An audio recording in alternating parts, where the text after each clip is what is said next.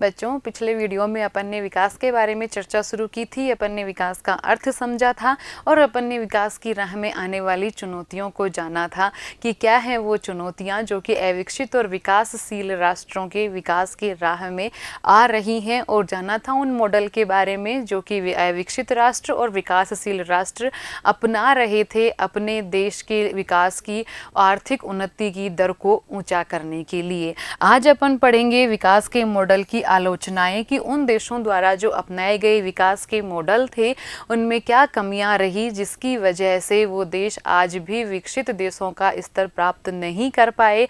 आर्थिक उन्नति निसंदेह उन्होंने प्राप्त की, लेकिन फिर भी जो गरीबी थी, जो वंचित समूह था, जो अशिक्षा थी, जो बेरोजगारी थी, जो कुपोषण की समस्या थी, उन समस्याओं से वो नहीं उबर पाए। तो जानते हैं उन विकास मॉडलों की आलोचनाओं को। सबसे पहली आलोचना तो ये थी कि उन्होंने जिस तरीके से विकास मॉडल को अपनाया था वह विकासशील देशों के लिए काफ़ी महंगा साबित हुआ। मैंने आपको बताया था कि उन देशों ने लक्ष्य क्या रखा था, आर्थिक उन्नति का और समाज के आधुनिकीकरण का। क्योंकि वो देश गरीब थे, क्योंकि औपनिवेशिक शासन ने उनका खूब दोहन किया था, खूब शोषण किया था, तो समाज के आधुनिकीकरण के कारण उनके पास जो धन की कमी थी, अर्थ की कमी थी, वो उन्होंने पूरी की विकसित देशों से कर्ज लेकर।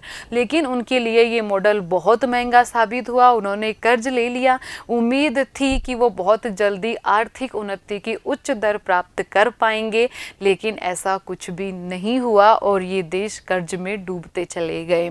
बहुत अधिक वित्तीय लागत बहुत अधिक रही और अनेक देश हैं वो दीर्घकालीन कर्ज से दब गए। जैसा कि मैंने आपको बताया था, कर्ज लेकर आर्थिक उन्नति तो दूर की बात है, वो कर्ज चुका पाने की हालत में भी नहीं आ पाए। विकास के रूप में उपलब्धि लिए गए कर्ज के अनुरूप नहीं रही और दरिद्रता और रोगों ने देशों को अपनी चपेट में ले लिया। उन्होंने जितना कर्ज लिया था उस अनुपात में, उस एवज में विकास की उन्नति दर नहीं रही और मिला क्या बदले में, और गरीब तो थे ही, कर्ज के बोझ से और गरीब होते चले गए और देश में दरिद्रता और रोगों ने हमारे जो लोग थे, नागरिक थे, उनको जकड़ लिया। अब देखिए, इन परियोजनाओं की वजह से, आर्थिक उन्नति को ऊपर रखने की वजह से, सामाजिक आधुनिकीकरण को ऊपर रखने की वजह से क्या क्या कीमत चुकानी पड़ी समाज को, क्या कीमत चुकानी पड़ी पर्यावरण को, इन विकास मॉडलों की वजह से। तो आइए सबसे पहले जानते हैं कि विकास की कीमत जो कि समाज को चुकानी पड़ी, कि समाज को कौन सी कीमत चुकानी पड़ी। अपन ने अभी पिछले वीडियो में मैंने बताया था आपको कि इन देशों ने जो विकास मॉडल अपनाए थे, इसमें इन्होंने विकास के संकीर्ण अर्थ को लिया था, उन्होंने विकास की संकीर्ण परिभाषा को लिया था। और विकास का संकीर्ण अर्थ क्या था कि आर्थिक उन्नति, समाज का आधुनिकीकरण और वो परियोजनाएं जिनके लक्ष्य अपन ने थे, बांधों का निर्माण, उद्योगों का निर्माण, उन लक्ष्यों की प्राप्ति, ये संकीर्ण अर्थ में विकास का अर्थ था। और वही इन अविकसित और विकासशील देशों ने अपनाया था अपनी विकास परियोजनाओं के लिए इस लक्ष्य को।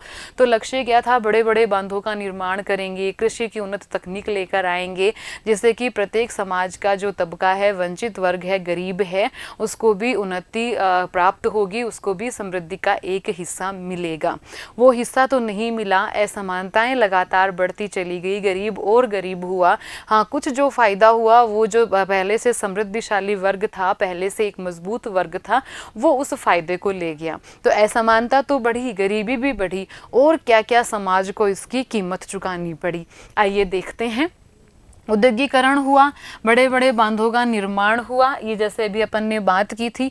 इससे क्या हुआ, बड़ी संख्या में लोगों का घरों से विस्थापन हुआ, क्योंकि बड़े बांधों के निर्माण के लिए जगह चाहिए और उस जगह में जहाँ गांव बसे हुए थे वहाँ बांध का निर्माण करने के लिए उन लोगों को वहाँ से विस्थापित किया गया। तो एक बार सोच कर देखिए कि आज आप आराम से अपने गाँव में, अपने घर में रह रहे हैं और आपको ये कह दिया जाए कि यहाँ पर एक बहुत बड़े बांध का निर्माण होने वाला है, आसपास के सारे इलाके हैं वहाँ पर सिंचाई होगी, वहाँ पर पेयजल की आपूर्ति हो जाएगी, वहाँ बिजली बनेगी। आपको अपना घर खाली करके छोड़ के जाना है, आपका खेत, आपका घर सब पानी में डूबने वाले हैं। कैसा लगेगा आपको? तो बहुत सारे लोगों को विस्थापित होना पड़ा उस जगह से जहाँ बांधों का निर्माण होना था। बहुत सारे लोगों की अपने घर छूट गए। तो क्या सिर्फ जब हमारा घर छूटता है, हमारा गांव छूटता है, तो क्या केवल गांव और घर ही छूटता है? नहीं, उसके साथ ही छूट जाते हैं हमारे रीति रिवाज, हमारे संस्कार, हमारी संस्कृति। ये सब भी कहीं ना कहीं हमारी पीछे छूट जाती है। वहाँ जिस गांव में आप रह रहे हैं, आपका खेत है, आसपास कोई काम धंधा है, रोजगार है, उन सब से उन लोगों को हाथ धोना पड़ा। एक बार सोच कर देखिए, नई जगह पर जाना, नया काम तलाश करना, नई रीति रिवाजों में, नए समुदाय में अपने आप को सहज करना इतना आसान तो नहीं है। तो ये समाज को कीमत चुकानी पड़ी उसकी कि लोगों का घरों से विस्थापन हुआ, उनका परंपरागत कौशल नष्ट हो गया, संस्कृति का विनाश हो गया और उनको अपनी आजीविका खोनी पड़ी।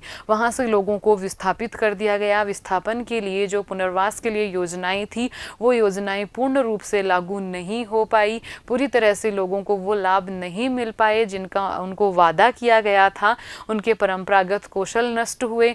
मान लीजिए कि वहाँ पर उनका लकड़ी का काम बहुत अच्छा चलता था। अब नई जगह जहाँ पर वो रह रहे हैं, वहाँ ना तो उनको लकड़ी उपलब्ध है, ना उनको अपनी मशीनें मिल पाई हैं और ना ही वहाँ पर डिमांड है लकड़ी के काम की। तो उनका परंपरागत कौशल नष्ट हुआ, उनकी आजीविका छिन गई। और सीधी सी बात है, आजीविका छिनेगी, उनका घर वैसे ही छिन चुका है, तो क्या बचेगा फिर? बिल्कुल दरिद्रता बचेगी। और ये दरिद्रता, जैसे कि अपन ने शांति वाले अध्याय में अध्ययन किया था, किसको जन्म देगी? संघर्ष को जन्म देगी, अशांति को जन्म देगी। आपने सुना होगा इसका नाम, बहुत लंबे समय से ये आंदोलन चल रहा है। एक योजना है सरदार सरोवर परियोजना बांध निर्माण की। एक बहुत बड़े बांध का निर्माण होने जा रहा है और कह रहे हैं कि इस बांध के निर्माण से और बहुत सारे राज्यों को बहुत बड़े क्षेत्रफल में सिंचाई के लिए पानी मिल जाएगा, पेयजल की सुविधा मिल जाएगी, बिजली की सुविधा मिल जाएगी, जिसमें राजस्थान है, गुजरात है, मध्य प्रदेश है। तो इन राज्यों की ये सम्मिलित परियोजना है और बहुत लंबे समय से इस बांध के निर्माण का कार्य चल रहा है। तो इसके जो पक्ष में कहने वाले लोग हैं, वो ये कह रहे हैं कि इससे बिजली पैदा होगी, जो इस परियोजना के पक्ष में है। काफ़ी बड़े इलाके में ज़मीन की सिंचाई में मदद मिलेगी। सौराष्ट्र और कच्छ के इलाकों में, गुजरात में है ये जगह, तो यहाँ पर पेयजल की सुविधा मिलेगी। ये तो इस परियोजना को लाभ बताने वाले, अच्छा बताने वाले लोग कह रहे हैं। लेकिन एक ग्रुप ऐसा है, एक संगठन ऐसा है जो कि इस परियोजना को रोकने के लिए कह रहा है। वो चला रहे हैं आंदोलन, जिसको कह रहे हैं नर्मदा बचाओ आंदोलन। उस आंदोलन करने वाले लोगों का क्या कहना है? वो ये कह रहे हैं कि ज़मीन डूबने के कारण 10 लाख से अधिक लोगों के विस्थापन की समस्या पैदा होगी। 248 गांव ऐसे हैं जिनको वहां से अपनी ज़मीन छोड़कर दूसरी जगह जाना है और उन 248 गांव में रहने वाले लोगों की संख्या 10 लाख से अधिक है।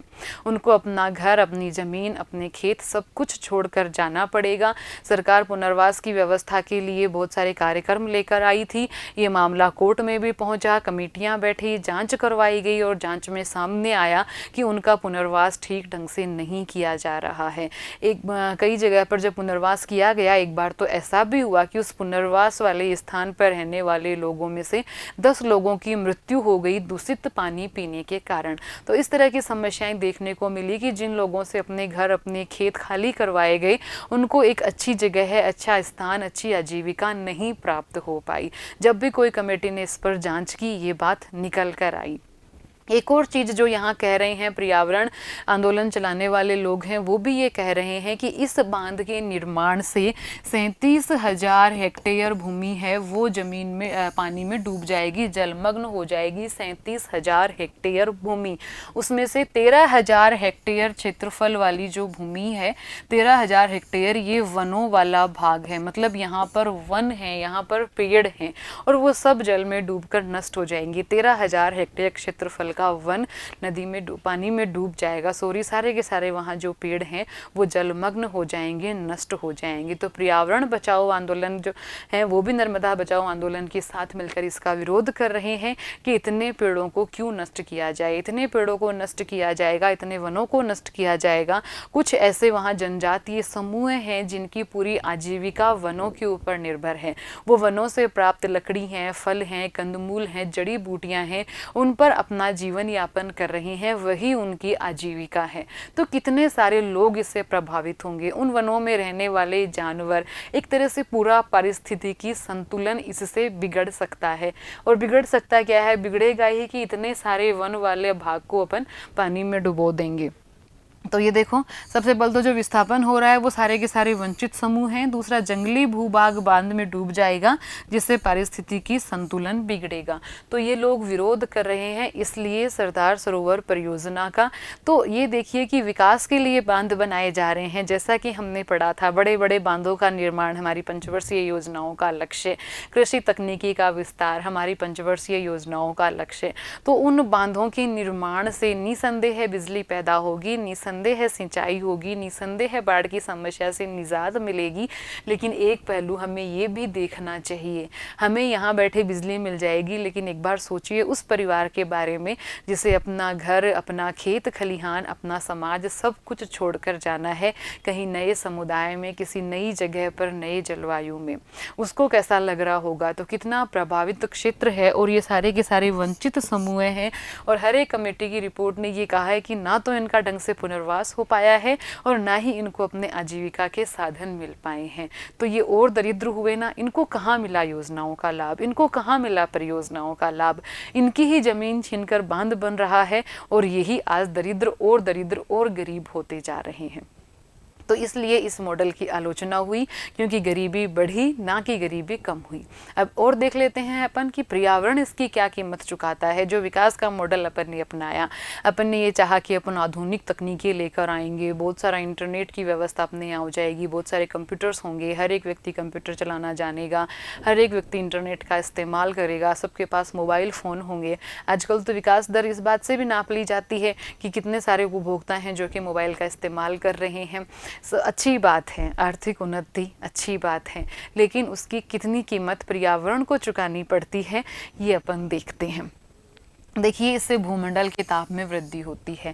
अपन सभी जानते हैं कि जब अपने रेफ्रिजरेटर यूज़ करते हैं, एसी यूज करते हैं, इससे जो गैसें निकलती हैं हानिकारक, उससे ग्रीन हाउस प्रभाव क्रिएट होता है, जो कि आपने विज्ञान में भी पढ़ा होगा। और उसकी वजह से भूमंडल का जो तापमान है, औसत तापमान है, उसमें वृद्धि हो रही है। और उसकी वृद्धि का क्या परिणाम होगा, आप सभी जानते हैं कि अंटार्कटिक जो अपना महाद्वीप है वो बर्फ से ढका हुआ है, वो बर्फ पिघलेगी और बर्फ पिघलने से समुद्र का जल स्तर ऊंचा उठेगा।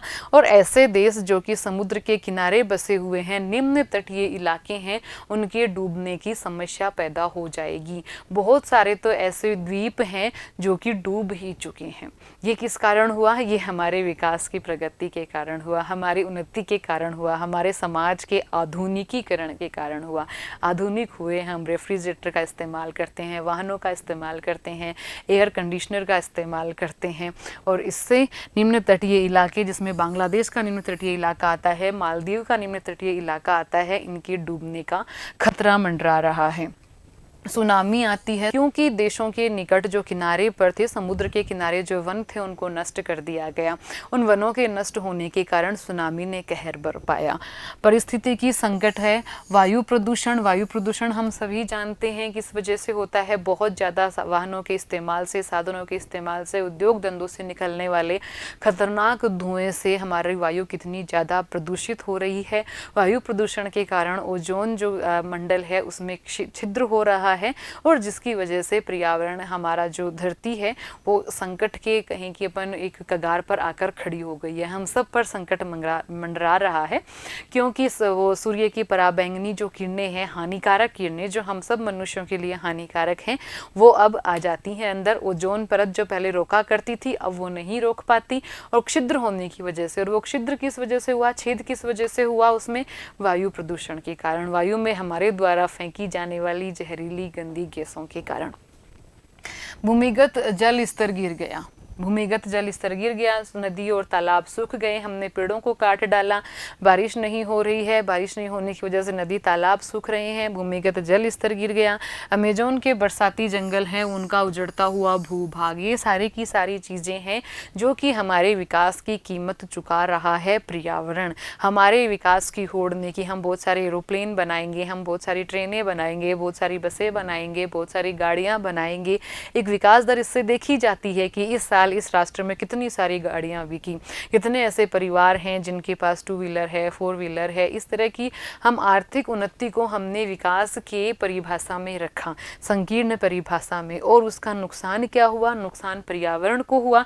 अब जब वायु प्रदूषित होती है तो इस वायु का प्रदूषण ये तो है नहीं कि केवल अमीर लोगों को ही प्रभावित करेगा, ये तो अमीर और गरीब नहीं देखता, ये तो गरीब लोगों को भी प्रभावित करेगा।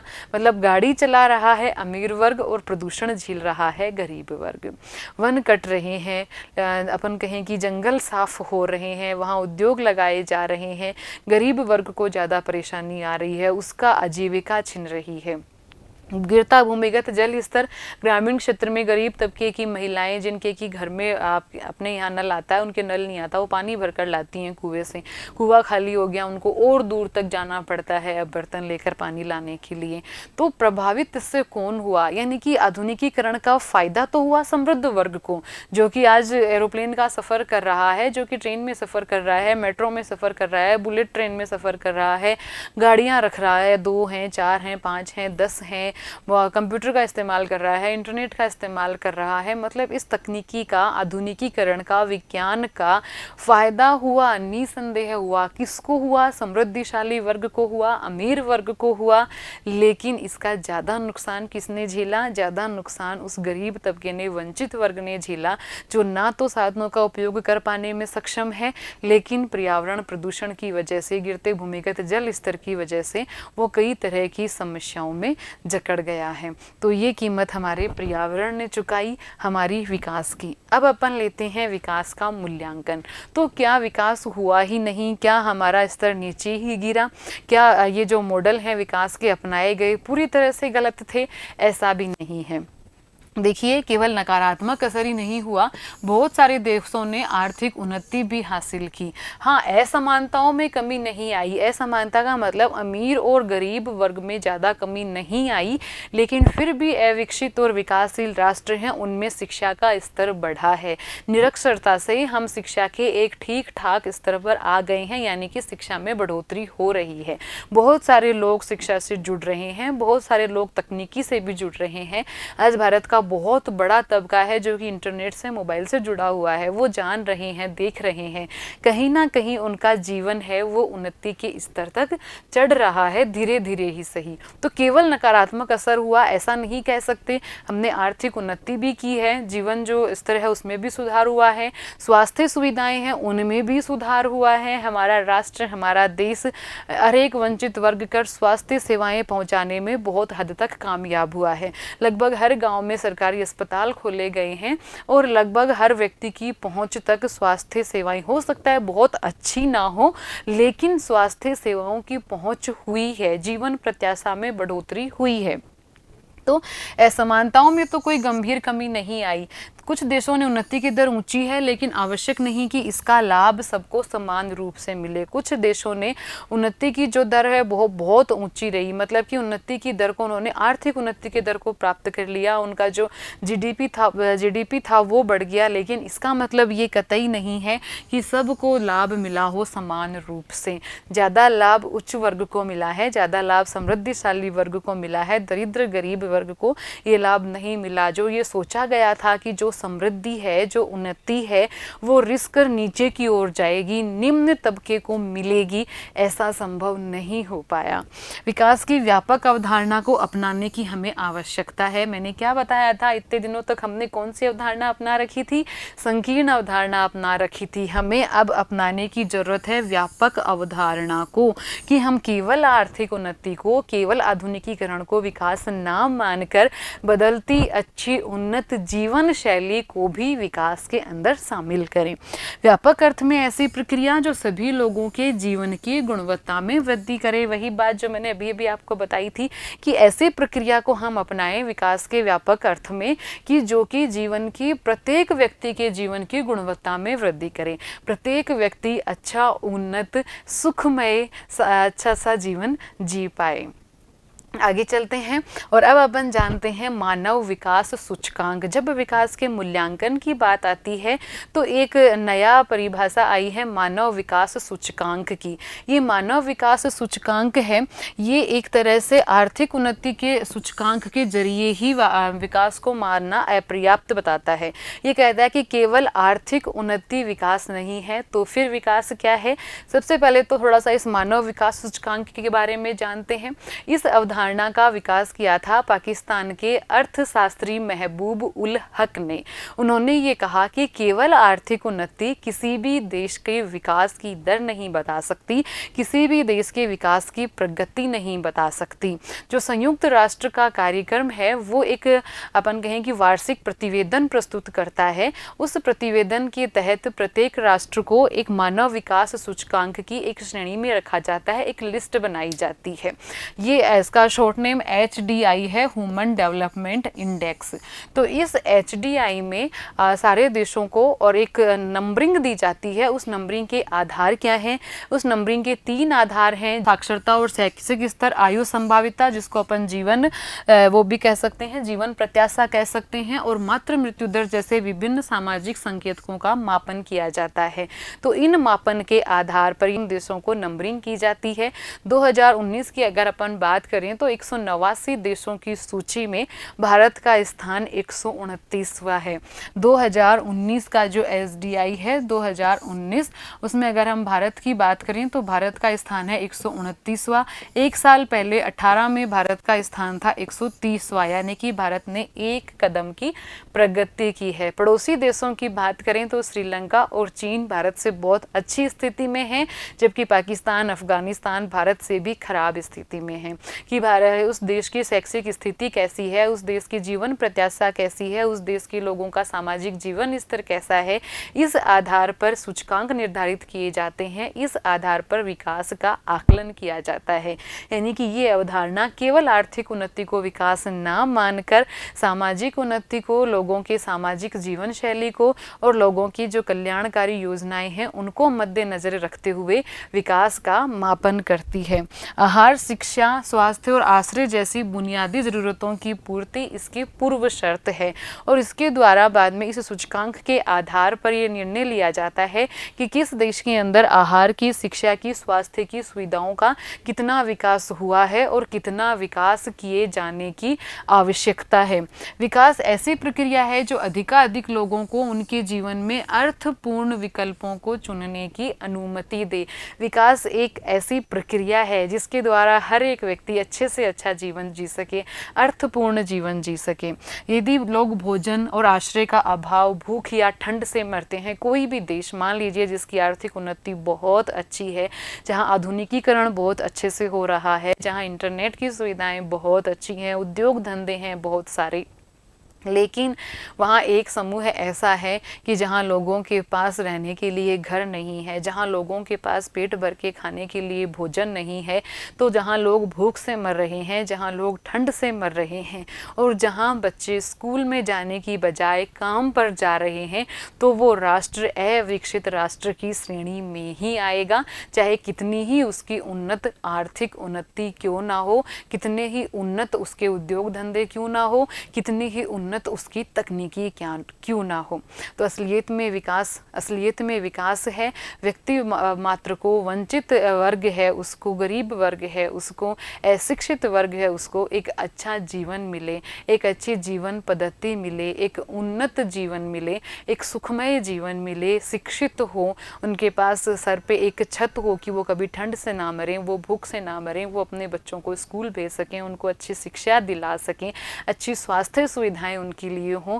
अगर ऐसी व्यवस्थाएं किसी देश में है और आर्थिक उन्नति कम भी है, तो भी वो देश विकसित राष्ट्रों की श्रेणी में आने का हकदार हो जाता है।